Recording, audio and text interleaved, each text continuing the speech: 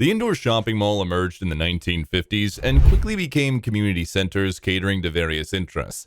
By the 1970s and 80s, malls were thriving, offering shopping, dining, socializing, and arcade games, making them ideal for families and teens. Despite their heyday, malls had to adapt over the years to keep up with the changing retail trends. Nostalgia meets the present in this exploration of mall food history.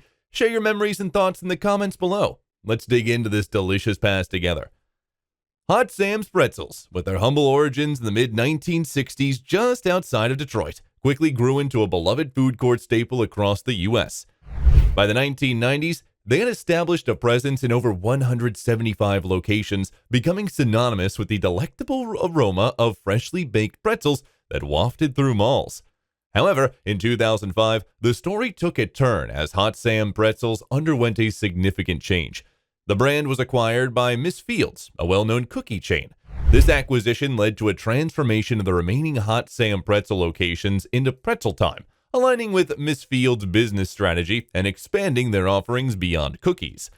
Interestingly, the cultural impact of Hot Sam Pretzels reached beyond the realm of food court nostalgia. Fans of the popular TV show Stranger Things might find a familiar connection as Hot Sam's Pretzels became part of the fictional Scoops Ahoy food court within the show. This crossover highlights the lasting imprint of these once thriving food court establishments on both real and fictional landscapes, weaving a nostalgic thread between the past and popular culture. Harvest House Cafeteria, once popular in Woolworth stores and malls, offered complete dinners for just over $1.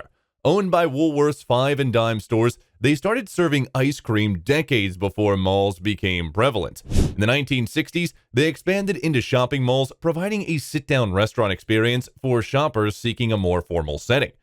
Some of these locations were quite luxurious, featuring leather seating, burgundy red carpeting, brick finishes, and windows providing views of the mall.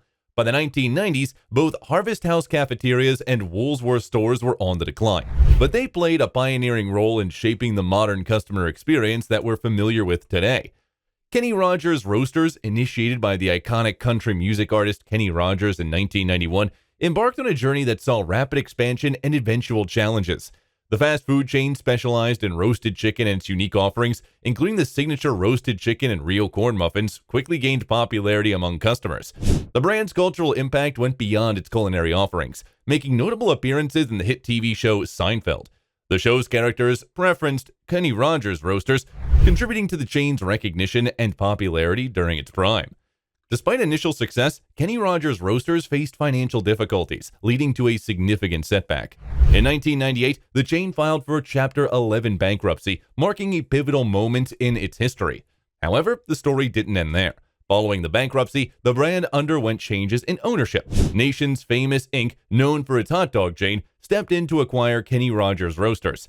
Subsequently, the brand transitioned into the hands of an Asian franchisor. Under the new ownership, Kenny Rogers Roasters expanded globally, currently operating around 400 locations in different countries. The international presence showcases the enduring appeal of Kenny Rogers Roasters and its ability to adapt and thrive in diverse markets. Caramel corn, with its roots reaching back about 50 years after the invention of caramel corn in the 1920s, started as a retail establishment in Wyoming. As the mall culture gained momentum, caramel corn seized the opportunity to establish standalone shops inside malls, becoming a prominent presence in the bustling shopping destinations across the United States. By the 1980s, the brand had achieved significance, boasting a network of over 200 locations scattered throughout the country. This widespread presence contributed to caramel corn becoming a go-to snack destination for mall goers, offering a delectable range of caramel-coated popcorn delights. In the late 1980s, Dairy Queen, a renowned fast food chain, recognized the appeal and potential of caramel corn and acquired the brand. This strategic move was aligned with Dairy Queen's efforts to diversify its offerings and tap into the snack market. However, as the landscape of retail underwent changes, marked by the decline of traditional malls, caramel corn faced challenges in maintaining its extensive network of locations. The shift in consumer preferences and the evolving retail environment prompted a dwindling presence of caramel corn locations. In response to these challenges, the brand adapted its strategy. Today, caramel corn has transitioned to an online model, selling gourmet popcorn through its virtual storefront. Additionally, it continues to maintain a physical presence through existing locations in Nebraska, offering a nostalgic taste of its popcorn creations while embracing the shift towards digital retail experiences. This adaptive approach reflects the brand's resilience in navigating changing market dynamics and staying connected with its consumer base. Morrison's Cafeteria, with its roots tracing back to 1920s in Mobile, Alabama, became a celebrated southeastern chain renowned for its cafeteria-style dining experience. The brand gained popularity for its diverse offerings, providing patrons with a wide array of lunch and dinner options served in a cafeteria setting. Despite the challenges of the Great Depression, Morrison's not only survived, but thrived, establishing itself as a go-to dining destination. The success prompted a rapid expansion, and the chain found a particular niche in large indoor malls, becoming a fixture in these bustling retail spaces. The cafeteria-style approach at Morrison's resonated with customers, offering them the flexibility to choose from a variety of dishes. The brand's commitment to quality and variety contributed to its enduring popularity during its heyday. With Morrison's Cafe no longer being a presence at food courts today, its legacy continues through its related restaurants. Ruby Tuesday, known for its casual dining experience and a diverse menu, has carried forward the essence of Morrison's commitment to providing patrons with a range of culinary choices. The evolution of Morrison's Cafeteria to Ruby Tuesday showcases how the brand adapted to changing times and consumer preferences. Though the cafeteria-style concept has transformed into a more traditional restaurant model, the spirit of Morrison's lives on through its successor, offering patrons a taste of the brand's rich history and culinary legacy. Orange Julius, a staple in many American malls, began nearly a century ago in Los Angeles, California. Starting with a popular blended drink of orange juice, ice, and sugar, they later incorporated hamburgers. By the 1960s, they had over 400 locations before being acquired by International Industries, Inc. However, standalone Orange Julius locations disappeared by 2018, and now the sweet treat is available at Dairy Queen locations, which may still be in some remaining shopping malls. Britling Cafeterias emerged in 1919 in Birmingham, Alabama, taking its name from the novel Mr. Britling Sees It Through by H.G. Wells. While not typically in food courts, these cafeteria-style restaurants were present in several malls and shopping centers, known for their slogan, "Good food is good health."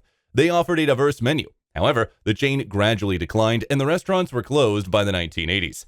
Bressler's 33 Flavors, initiated by the Polish immigrant William J. Bressler in 1929 during the Great Depression, started with the sale of ice cream bars. His brother's observations of a vendor at an air circus led them to sell ice cream wholesale and expand into franchises by the 60s. In the 80s, the chain thrived in mall food courts, boasting over 400 stores by Bressler's death in 1985. It went through various ownership changes, turned international in 1996, and eventually disappeared entirely in 2007. In the 20th century, casual Chinese restaurants were a staple of American food courts. General Mills entered the trend with China Coast, offering Chinese food. While it gained some popularity in the early 90s, it vanished for good in 95. Farrell's Ice Cream Parlor, an American chain with an early 1900s theme, started in Portland, Oregon in 1963. Named after co-founder Bob Farrell, it had 175 locations, including some in malls. By 1975, acquired by Marriott in 1972, Farrell's faced declining sales in the 80s. Sold to private investors, most locations closed in the 90s. Attempts to revive Farrell's in 2008 faced challenges, and it struggled until Bob Farrell's passing in 2015. Many former mall restaurants have ventured into freestanding locations over time. Chick-fil-A and Panda Express have successfully expanded beyond mall food courts, adapting to changing trends. While malls still experience some success, there's no denying the significant changes they've undergone. Perhaps you recall local restaurants in the mall that you once loved, but are now gone. Share your memories of your favorite food court restaurants in the comments below, and thanks for watching as always.